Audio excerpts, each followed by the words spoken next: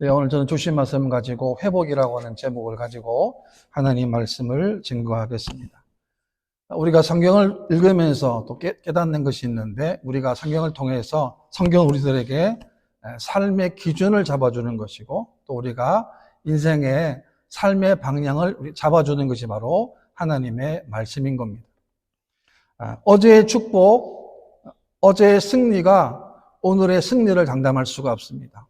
우리는 매일의 하나님의 양식, 영의 양식인 말씀을 우리가 먹어야 합니다. 왜 말씀이 필요합니까?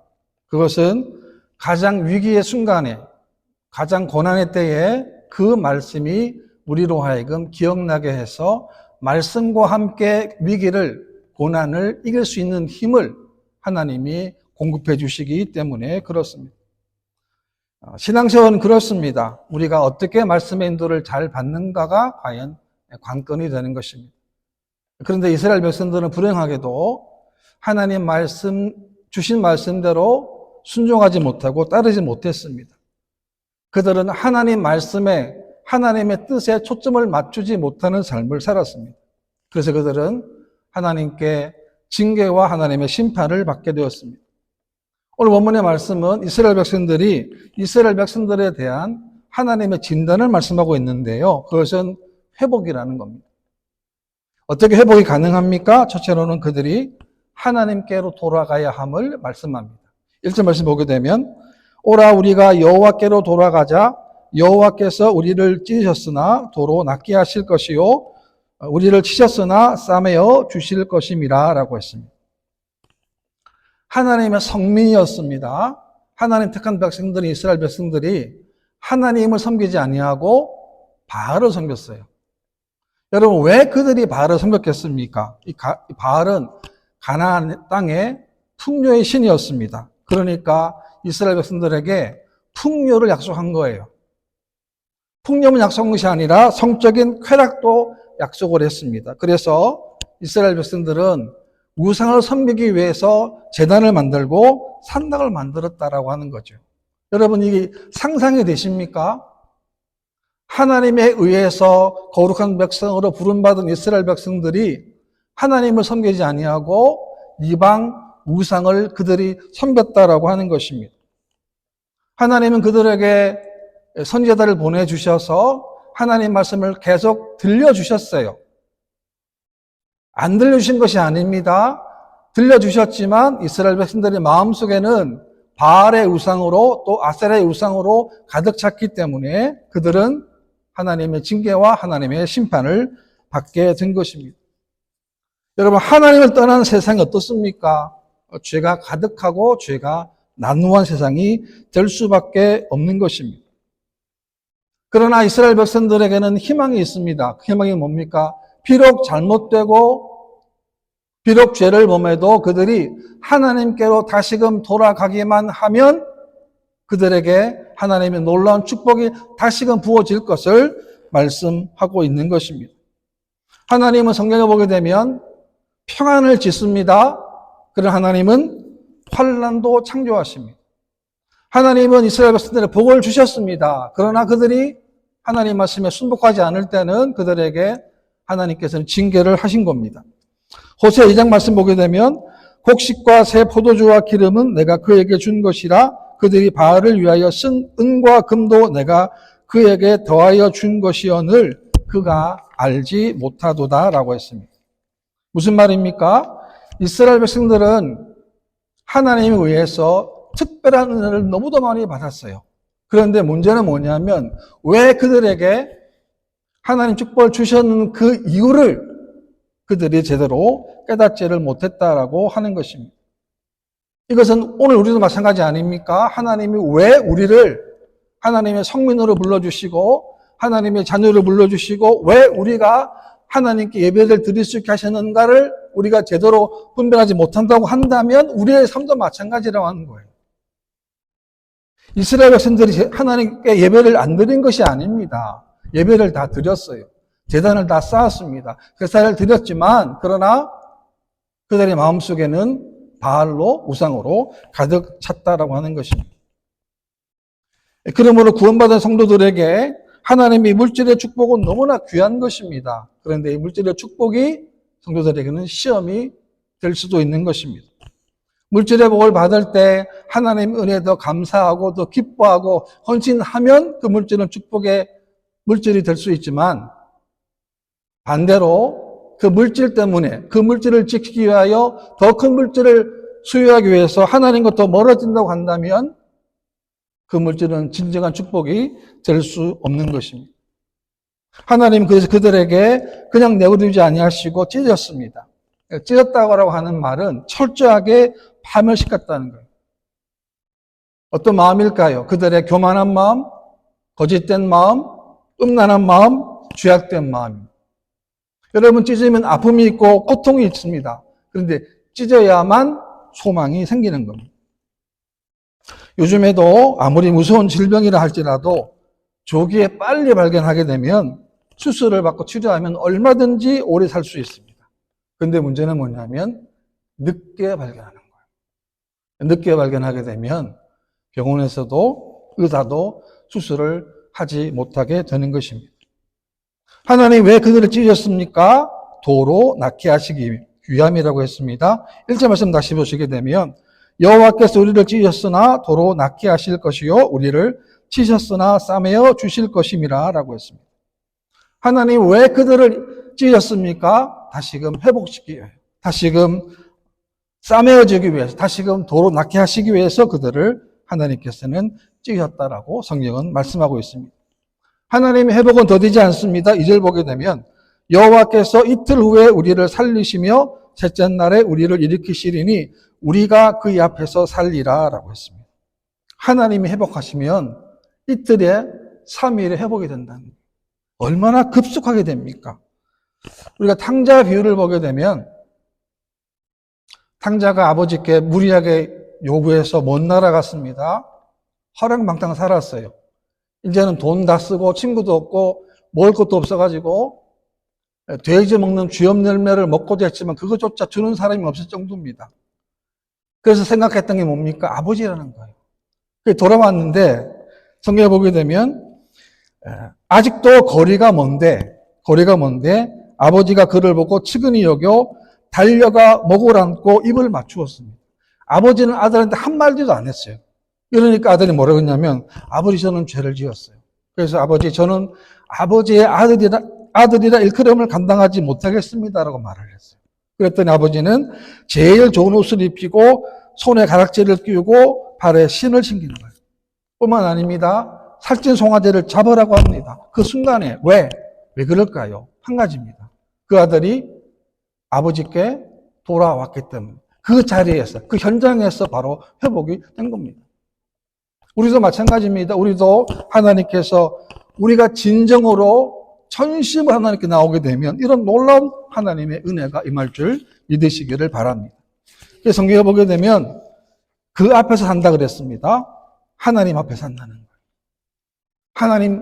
하나님 외면하고 말씀을 떠나 살아왔는데 이제는 하나님 앞에서 하나님과 함께 하나님 얼굴을 보면서 살게 되는 것을 약속으로 말씀하신 거예요. 그러니까 우리의 죄를 깨닫게 하기 위한 하나님의 징계는 진정한 하나님의 사랑이라는 거예요. 다시 말씀드립니다. 우리의 죄를 깨닫게 하기 위한 하나님의 징계는 진실로 하나님의 사랑, 우리에 대한 하나님의 사랑을 증거한 거예요. 왜 그렇습니까? 우리가 하나님의 자녀이기 때문에 그렇습니다. 그냥 두면 망하기 때문입니다. 그래서 여러분 이스라엘에서 그냥 두면 어떻게 되겠습니까? 그러니까 하나님의 사랑이 뭐냐면 그가 실수하고 범죄하고 잘못했다 할지라도 하나님이 그를 다시금 만나 주시는 거예요. 그 다음에 두 번째는 하나님을 알고자 하는 열망을 가지라는 것입니다. 3절 말씀인데요. 그러므로 우리가 여호와를 알자 힘써 여호와를 알자 그의 나타나심은 새벽빛 같이 어김이 없나니 비와 같이 땅을 적시는 늦은 비와 같이 우리에게 임하시리라 하니라 라고 했습니다. 왜 이스라엘 백성들은 하나님의 징계를 받고 바벨론과 아수르 나라가 망하게 되었습니까? 하나님을 아는 지식이 없었기 때문에 그렇습니다. 여러분 이스라엘 백성들은 하나님을 적어도 알지 않습니까? 그런데 그들이 뭘 몰랐다는 겁니까? 하나님을 체험하지 못했다는 거예요. 그들은 이론적으로만 알았습니다. 관념적으로만 알았다는 거예요. 실제로 몰랐다는 거예요. 우리가 제가 강조하는 것 가운데 이 체험적 신앙이 왜 중요한가 하면 이론적으로만 예수 믿게 되면요. 신앙이 안 자라요. 참 이상합니다. 그렇게 오래 예수 믿고 그렇게 예배를 참석했는데도 이론적으로만 가니까 생활도 안 바뀌고 잘 몰라요. 그런데 체험적으로 만나게 되면 그 신앙의 성장이 얼마나 잘 되는지 몰라요. 우리는 기도의 제목입니다. 우리가 이론적으로 하나님 아는 것이 아니라 체험적으로 우리가 하나님을 만나야 하는 것입니다. 하나님은 살아계십니다. 그 하나님은 나를 사랑하십니다. 그 하나님 지금도 불꽃 같은 눈으로 우리를 지켜보신다는 사실이에요. 이 사실을 우리가 우리 삶 가운데 체험하는 거예요. 저는 어제 저녁에 기도하는 도중에 한국에 있던 제가 한국에 사역했던 교회 그 선생님이 카톡이 왔어요. 사실 저하고는 카톡이 연결이 안 돼 있는데 갑자기 그분이 다른 분한테 알아서 저한테 카톡이 왔어요. 그러니까 카톡이 왔는 내용이 뭐냐면 제가 가르쳤던 학생이 캐나다 살고 있다는 거예요. 그래서 그 친구가 연결이 됐는데 제 연락처를 알고 싶다고 그래가지고 그래서 제가 해보니까 오늘 아침에 오늘 제가 통화를 했습니다. 그 친구는 여기 살지는 않고 동부 사는데 그 친구랑 제가 25년 정도 지났거든요. 걔가 이제 고등학교 때 제가 전도사였고 만났는데 지금 40이 넘었어요. 보니까 40이 넘어가지고 사진을 보니까 어릴 때 그렇게 고등학생이고 이쁜데 지금 벌써 중년이 다 됐어요. 근데 그 짧은 시간 동안에 뭘 느꼈냐면 그 당시에 제 추억들이 있잖아요. 제가 그 교회에서 3년을 섬겼는데 교육전사, 전도사, 강도사, 목사 안수까지 받았던 교회인데 성도님들이 기억이 나고 또 제가 또 그 친구뿐만이 아니라 그 친구를 통해서 다른 친구들한테 연락처를 알려달라고 했더니 알려주는 거예요. 카톡을 전화번호를. 그래서 제가 이제 가서 오늘 주일 가면 다시 다른 친구들한테도 연락할 겁니다. 여러분 우리가 제가 왜 그렇습니까? 그 교회에서 그 아이들과 추억이 있기 때문이에요.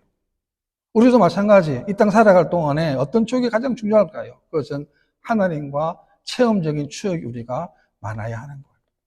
왜? 다른 사람은 다 몰라도 하나님은 우리 사정을 너무나도 잘 아시기 때문에 그래요. 모든 것을 다 아시기 때문에. 하나님 어떤 분이십니까? 하나님은 본문에 보게 되면 새벽빛같이 어김이 없다는 거예요. 여러분 해가 아침에 뜨는 것 같이 하나님은 정말 단 한순간도 예외 없이 하나님 은혜를 베푸시는 거예요. 또 하나 땅을 적시는 늦은 비와 같다고 했습니다. 여러분 성경에 보게 되면 이른 비가 있고 늦은 비가 있는데 이른 비는 파종을 위해서 필요한 비이고 늦은 비는 곡식을 여물게 하는 비인데 이런 비를 하나님이 주신다는 거예요. 얼마나 놀라운 은혜입니까? 여러분 농사 지을 때 비가 없으면 물이 없으면 어떻게 농사를 지을 수 있습니까? 우리가 땅 살아갈 동안에 하나님의 은혜가 없다면 하나님의 은총이 없다면 마찬가지예요. 세상이 아무리 좋아도 물질이 아무리 많아도 하나님의 은혜가 없다면 어떻습니까? 그 인생은 피폐해질 수밖에 없는 거예요. 이스라엘 백성들의 축복의 근원은 누구입니까? 만군의 여호와 하나님이십니다. 신앙의 묘미는 뭡니까? 우리가 하나님의 사랑, 하나님을 조금씩 깨달아 알아가는 것. 지금까지 우리가 살아왔던 모든 것이 다 하나님의 은혜였음을 고백하게 되는 것이고 우리가 여기까지 인도해 주신 에베네셀의 하나님을 우리가 지금도 하나님께 고백할 수 있는 것입니다. 사도행전 8장에 보게 되면 성령께서 빌립에게 광야로 가시라고 할 때 빌립이 그 말씀이 듣고 즉각 순종했어요. 만약 빌립이 광야로 가라는 말씀을 들었지만 지체하거나 머뭇거렸다면 이 빌립은 에티오피아 국구를 맡은 내시를 만나지 못했을 것입니다. 그랬다고 한다면 에티오피아라는 나라에 복음 일찍이 들을 수 없을 것입니다. 뭘 말합니까? 우리가 감동이 된 성령께서 감동을 주실 때 우리는 어떻게 해야 되겠습니까? 즉각 순종해야 되는 것입니다. 미루지 마는 거예요. 미루면 안 됩니다. 왜? 하나님이 감동을 주시기 때문에 그렇습니다. 우리가 말씀을 듣다가 우리가 한 주간 살아왔는데 내가 하나님 보실 때 잘못한 것은 지금 이 시간 예배 이후에 기도할 때 우리가 회개해야 합니다. 그런 감동을 주시면 우리가 하나님께 즉시로 용서를 구하는 삶을 살아야 하는 것입니다. 잠언 3장에도 보게 되면 너는 범사에 그를 인정하라 그리하면 내 길을 지도하시리라 라는 거죠. 무슨 말입니까? 일상 속에서 우리는 범사에 하나님 말씀에 순종하고 일상 속에서 하나님 우리가 인정하는 것입니다. 이스라엘 백성들의 문제는 무엇입니까? 4절에 보게 되면 너희의 인애가 아침 구름이나 쉬 없어지는 이슬 같도다라는 거죠. 신앙생활 하게 하는데 변덕스럽다는 거예요. 신앙이 가볍다는 겁니다. 여러분 신앙은 뿌리가 정말 중요합니다. 내 신앙의 뿌리가 정말 중요한 거예요. 내 기분에 따라 내 감정에 따라 내 환경에 따라 하나님 믿는 게 아닙니다. 우리는 약속에 따라 말씀에 따라 하나님 믿어야 합니다. 내 감정에 따라 믿게 되면 자꾸만 변화되는 거예요. 그럴 때 하나님 원하시는 신앙은 뭡니까? 6절에 보게 되면 나는 인애를 원하고 제사를 원치 아니하며 번제보다 하나님을 아는 것을 원하노라 라고 했습니다. 하나님은 인애를 원하신다라고 했습니다. 하나님은 우리가 살아갈 동안에 진실한 사랑을 원한다는 거예요. 여러분 잘 들으세요. 진실하게 보이는데 진실하지 않은 사랑이 있다는 거예요. 우리는 잘 몰라요. 하나님 다 아신다는 거예요. 겉으로는 진실하게 보여요. 그런데 그 안에 진실이 없는 사랑이 얼마든지 있다는 거예요. 또 하나님 뭘 원하십니까? 하나님은 하나님을 아는 것을 원하십니다. 그래서 우리가 성경을 왜 읽습니까? 왜 묵상하라고 그럽니까? 왜 읽으라고 그럽니까? 왜 암송하라고 그럽니까? 하나님을 더 가까이 알기 위하기 때문에, 위하기 위하여 우리가 성경 읽으라고 말씀하는 것입니다. 여러분, 출애굽 1세대가 광야에서 다 죽었습니다. 왜 그들이 광야에서 가나안 땅에 못 들어갔습니까? 성경에 보게 되면 4가지 죄악 때문인데, 첫 번째는 우상 숭배이고, 두 번째는 음행이고, 세 번째는 주를 시험한 것이고, 네 번째는 원망 때문이었어요. 이 죄악 때문에 이들은 하나님의 젖백골이 흐르는 땅으로 가지를 못했던 거예요. 우리가 하나님의 뜻대로 살아가는 것은 어려운 일이에요. 쉬운 일이 결코 아닙니다. 그런데 우리가 하나님의 뜻을 제대로 이해하고 깨닫는다면 어려운 길이 아니고 오히려 기쁨의 길이고 감격의 길이 될 수 있다는 거죠. 우리가 하나님의 뜻을 알게만 한다면, 그것이 축복인 줄 알게만 한다면 결코 우리가 한 길이 어렵지 않습니다. 우리가 퍼즐을 맞출 때 어떻게 퍼즐을 맞춥니까? 그림을 보지 않습니까? 그림을 본 다음에 그 그림 맞춰서 퍼즐을 맞추는 것처럼 우리가 하나님 말씀을 통해서 인생의 퍼즐을 맞추어 나가는 거예요. 우리가 신앙생활도 마찬가지입니다. 하나님의 큰 그림을 그릴 줄 알아야 돼요. 그러면 지금 앞에 있는 어려움들, 고난들, 이런 것들도 하나님이 나를 위해 주신 것이기 때문에 조금 더 견디면 이 큰 그림 속에 이것이 분명히 있다는 사실을 알면 이것이 오히려 더 축복이죠. 근데 이 큰 그림을 모르니까 조금 있는 장애물, 어려움들 때문에 낙심하고 좌절하게 되는 거죠. 그러니까 우리는 신앙생활 때도 마찬가지입니다. 하나님의 큰 그림을 우리가 그릴 줄 알아야 된다는 사실입니다. 하나님 원하지 않는 것이 무엇입니까? 그것은 형식적이고 습관적인 제사이고 예배라고 하는 것입니다.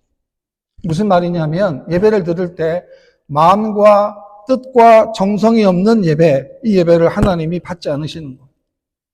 다시 말하면 순종함이 없는 종교 의식으로 하나님 예배 드리는 것 하나님이 받지 않으신다는 거죠. 전도서 5장 말씀을 보게 되면 너는 하나님의 집에 들어갈 때에 내 발을 산발찌어다라고 했습니다. 함부로 들어오지 말라는 거예요. 어떤 마음으로? 하나님을 경외하는 마음으로, 하나님께 순복하는 마음으로, 혹시라도 죄를 지었으면 그 죄를 하나님께 회개하고 토설하는 마음으로 하나님의 전에 들어오라는 거예요. 출애굽 3장에 보게 되면 모세가 호렙산 떨기나 불꽃 가운데서 임자 하나님 만났을 때에 이렇게 말씀하십니다. 내가 선 곳은 거룩한 땅이니 내 발에서 신을 벗으라 라고 했습니다.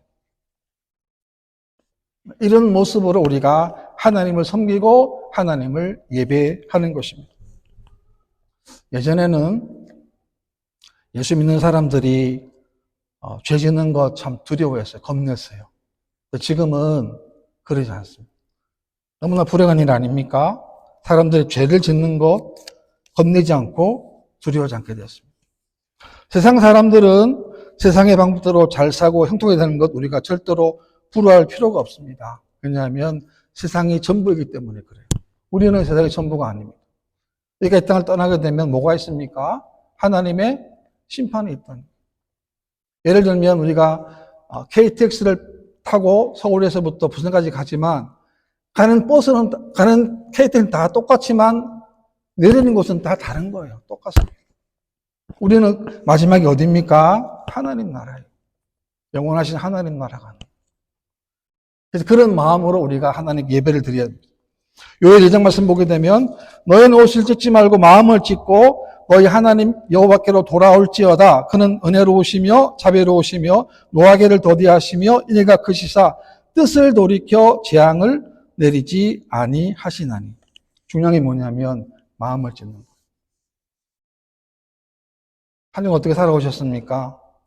우리 마음속에 혹시라도 미움이나 시기나 거짓말이나 음란의 마음이 있다면 이 시간에 하나님께 다 내려놓아야 하는 것입니다. 그럴 때 말씀하십니다. 그런 자에게, 돌아오는 자에게 하나님은 은혜로우시며 자비하시며 노하게를 더디하시며 뜻을 돌이켜 재앙을 내리지 않으시겠다라고 하나님은 약속하셨습니다. 우리도 마찬가지입니다. 하나님께 가야 합니다. 내 모든 잘못된 것들 다 내려놔요. 인간적 이기심, 탐심, 욕심 다 내려놔요.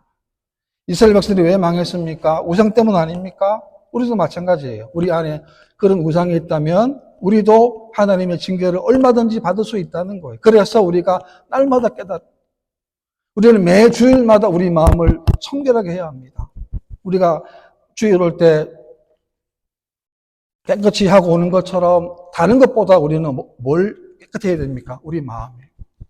내 마음속에 있는 죄악된 것들을 어떻게 해요? 다 끄집어내요. 정결하게 하고 깨끗하게 하고 이런 자에게 하나님의 역사가 임하게 하는 것입니다. 뿐만 아닙니다. 우리 하나님을 올바르게 알아야 합니다. 하나님은 사랑의 하나님이시기도 하지만 하나님은 공의의 하나님이시기도 한 거예요.